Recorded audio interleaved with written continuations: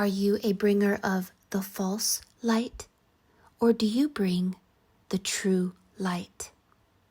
My name is Mary Moses. If you are here, you are meant to hear a message about an ancient goddess who caught dead sailors into a net and gave these dead people as pieces of gold to Loki. How is this ancient myth connected to Jesus casting out a net and being fishermen of men?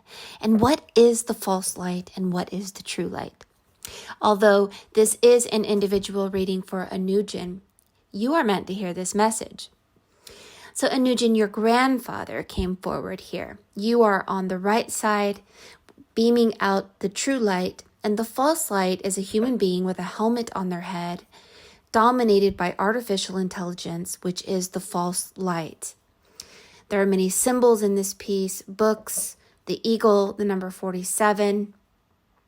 And there seems to be a description of your grandfather telling you that you were born with something in your DNA that is a bringer of the true light. Now, the second piece that we did for you is you casting out a net, and this net is catching people who are dead. And the dead people are like fish. And you're holding a scroll, but usually a scroll has a spiral on it. A spiral is always an ancient symbol of mind control. Think of spiral, think of spell.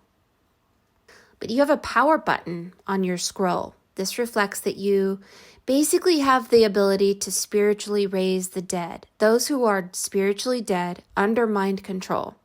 You have the ability to shift their mind from death to life if you can do so yourself. Your grandfather is yet again inside the gold of the train with the numbers 1111 on it. You have the number or the letter Anna on a piece of paper with the number 22. And your first piece is you in a boat. This is a metaphor of Noah. You are looking for your purpose, your adepthood, you're not quite there, and you are in the baptism of water, but you're just out of the baptism of water, and you are noticing people in a matrix. At the left-hand side, there's someone under mind control with the letter M. There's the letter M on your head, the letter M on the person on the left, and the letter M on the body of the mother on the right. These are all reflections of the moon, the mind, the matrix, mind control, Mother Mary, the great mother, and many energies dealing with mental health. Your grandmother is the water below you. So beware of the false light. What is the false light? There is an illumination going on, and this illumination is either false or true. The false light leads you out of your purpose and out of your divinity, takes you away from power and puts you in a place of ignorance and mind control, and the true light leads you to a rebirth and a transformation. The false light is something that is deceptive, incorrect, or counterfeit. The arena of spirituality gives many opportunities for this to occur. Most of the time, this falsification is intentional. And this is what your grandfather is basically telling you, that you have the truth within you. You have it in your genes. One way to tell if someone is trying to deceive you is by denying facts. Beware the false light of denial. It basically perpetuates negative thinking, fear-based values. Think of conventional Western religion. If you do not say things in Jesus' name or praise Jesus, then you go to hell. Denying that Jesus said you can be as powerful as him, that the kingdom of heaven is within you, that you have the power to move mountains, and that everything is within your DNA, your genes, to know your truth and your path to God. Christ consciousness cracks open like an egg, and whatever that truth is true for you, and it doesn't matter what anyone else thinks. So I believe that your grandfather is telling you to beware of religion, because religion's purpose is to get you to surrender your power and your knowledge to someone else and be obedient to their interpretation of the Bible, their interpretation of spirituality, their interpretation of the voice of the Holy Spirit, their interpretation of God. And I don't believe that there is one interpretation. I believe that you have a light within you and you need to avoid the false light, according to your grandfather. For instance, you received a reading from me, and my interpretation of your piece may not be correct, but you have the ability to look at these pieces, these symbols, the numerology, the body language, and come up with your own idea as to what Spirit is saying to you, because I could be wrong. And the agenda for all psychologists, all oracles and psychics isn't to program someone, it's to help them become alive and to feel that living spirit and that living light within them. Really kind of shifting from mind control, which is someone who is dead, to someone who is alive, so that this life voice leads them to more life and power and connection and truth and joy. It's one reason I like alchemy, because alchemists say there's no one in charge.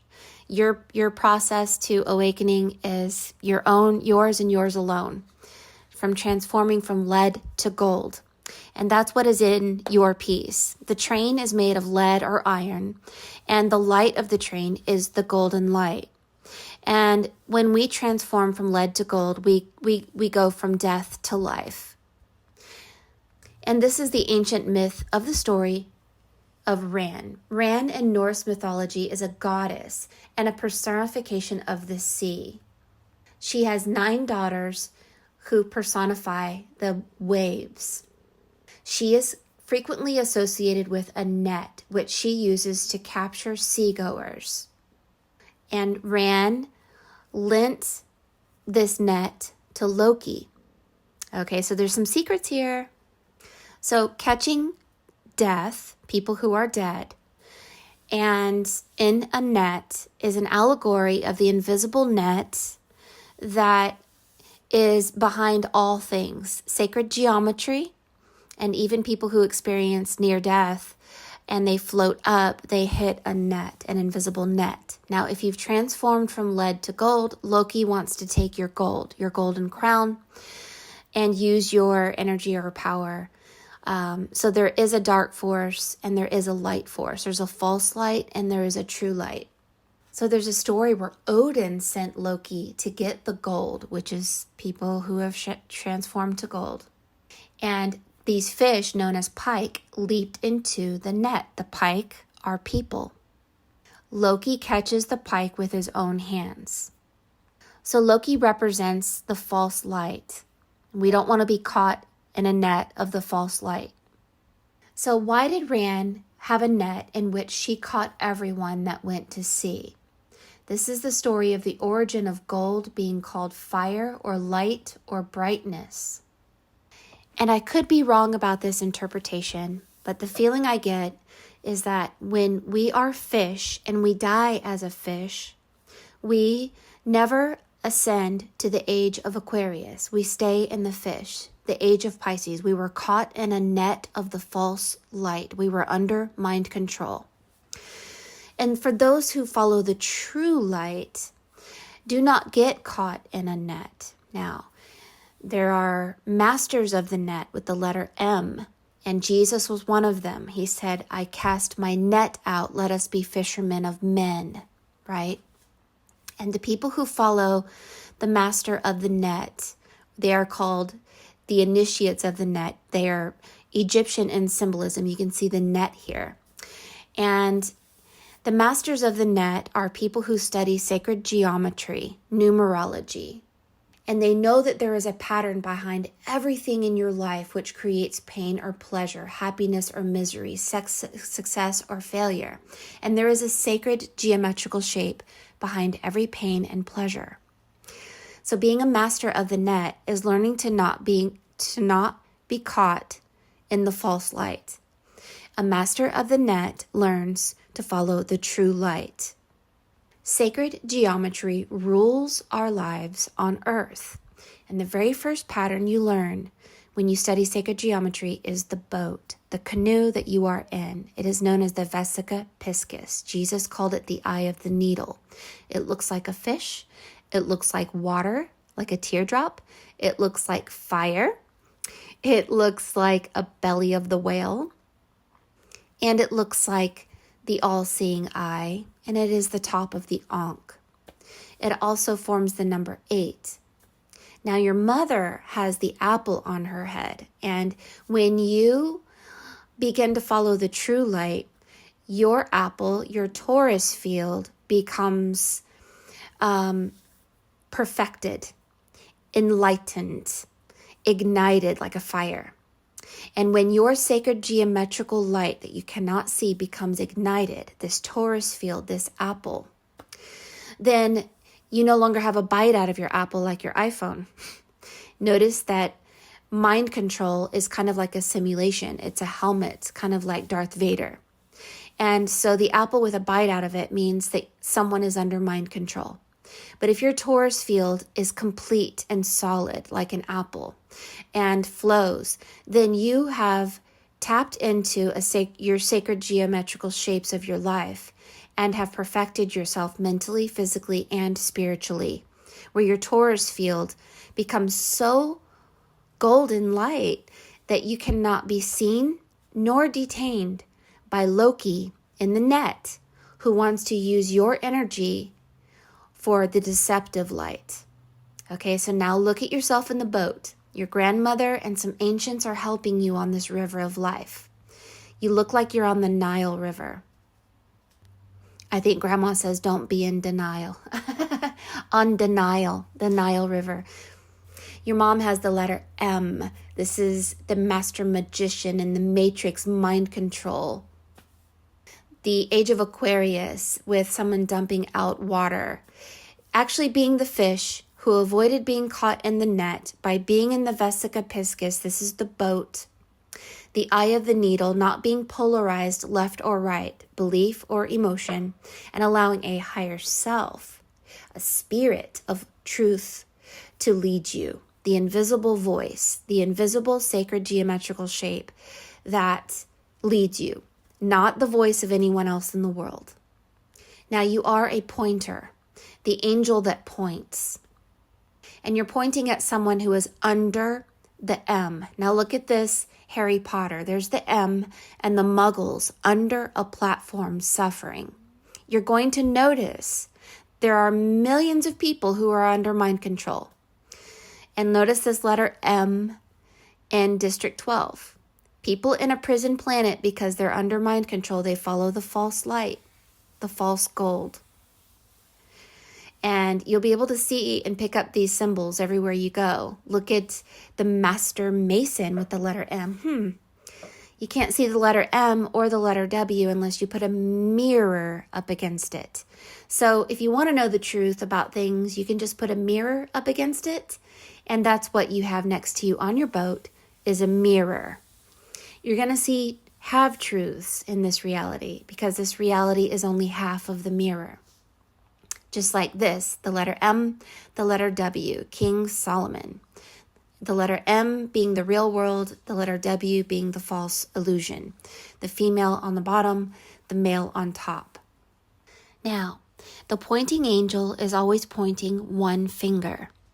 This is a reflection that someone has not rebirthed or has not married flesh with spirit, has not transformed from lead to gold, and has not gone through an awakening of water and fire. And they are guardian angels who points the way to people who are dead or under mind control to find their way to this rebirth, being born again, doubling yourself, and how to find the true light. Which way or which direction is the true light? And so you are going to help people who are mentally, spiritually dead to rebirth and to become half flesh, half spirit. This isn't just a Christian concept. This is a shamanic concept. There's a lot of secrets that are involved. It involves recapitulation and breathing techniques and techniques of collecting personal power, remote viewing your past and collecting your power back so that you can rebirth successfully and hear the voice of your higher self. And when you are birthed again, you will see the number 2. So whenever you see Christ holding up 2 fingers, this reflects the original human being, the Adam and the Eve before Eve was cut from Adam. Adam and Eve had 2 souls, and then when Eve was cut from Adam, they only had 1. So you see the Pope and you see Christ and you see even Mary Magdalene holding up 2 fingers. This reflects, hey, I have 2 souls. I follow the true light, not the false light, right? And there's a lot of secrets behind this. But alas, the Christian religion, Catholicism, has become so corrupt. You don't really want to follow that either. Although there is so much truth in there, you can certainly adopt a lot of what Christ said and embody that Christ consciousness within you. And I know that Christ is within every living thing. But we have to be careful about conventional religion because they also are bearers of the false light. And they follow not Christ, but the false light. So when you see a dead person here at 7 o'clock with a CD on their head, as if the program of their mind is dead and they cannot upgrade to become alive, you catch them in a net. And the age of Pisces, they have to grow through. Notice you have a sun behind you. And they have to transform from lead to gold, from death to life. You catch them in your net like the goddess Ran, and you change them into gold. But Loki, don't give the net to Loki. Loki wants to use people and divert them to the false light.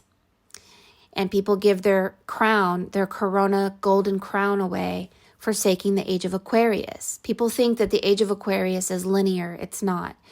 If you ascend to it with your spirit, you can go to Aquarius anytime. But if you deny the age of Aquarius, you go back to the fish, which is Pisces. The first attempts at turning lead into gold were made by the alchemist. Alchemy is a spiritual belief system in medieval times that was half experimental and half magic. Basically, it's the idea that you can take death and turn it into life. You could take those who are asleep and turn them into awake. You could take someone ignorant and turn them into knowledge. You can take lead and turn it into gold. It's becoming the letter M, the master magician. So, your grandfather has the number 47. He sends you the number 47. The number 4 is your 4th heart chakra. This is the moment in time when you begin to see the true light for the first time. The number 7 reflects the 7 realms and your 7 chakras and the 7 spirits of God. And when your 4th heart chakra begins to ignite like a flame, all 7 chakras, this makes the number 11. You go through a pole shift. And this shift takes you from the false light, the moon, the matrix, to the true light, the master magician. You go from MM to MM. The master masons, like to call them the MM master masons. And some people even call it Mithra and Mary, as Jesus was the first, or Mithra was the first Jesus. So it was still MM. Mother Mary, Mary Magdalene, Mithra, and Mary. So the energy of the eagle is about really growing your spiritual muscle in order to know that your intuition and the voice of spirit is true, believing the impossible. It seems impossible that magic exists. It seems impossible that we can actually rebirth. It seems impossible that we can shift timelines. It seems impossible that you can catch a dead person in a net and they turn into a fish and they go up to the top of the fish to your heart chakra, and through your heart they get ignited like a flame and they become rebirthed, and the magic within them sees the true light for the first time, where the false light, the aim of the false light is to distract, deceive, and to kill, really. So when we're thinking about the eagle, they have a lot of adjectives here, but the main message for you is you need to become an initiate of the net. Study sacred geometry, numerology, believe in magic. You must. And know that there are many who follow the false light, and you have the answers within you because you have the eagle. And this eagle is in your blood. And this gives you insight and truth within you that teaches you and keeps you away from the Loki that wants to trap you. You must become the goddess like Ran, who helps those who are spiritually dead because you have rebirthed and come to life. Know that you are not alone. Know that you are protected.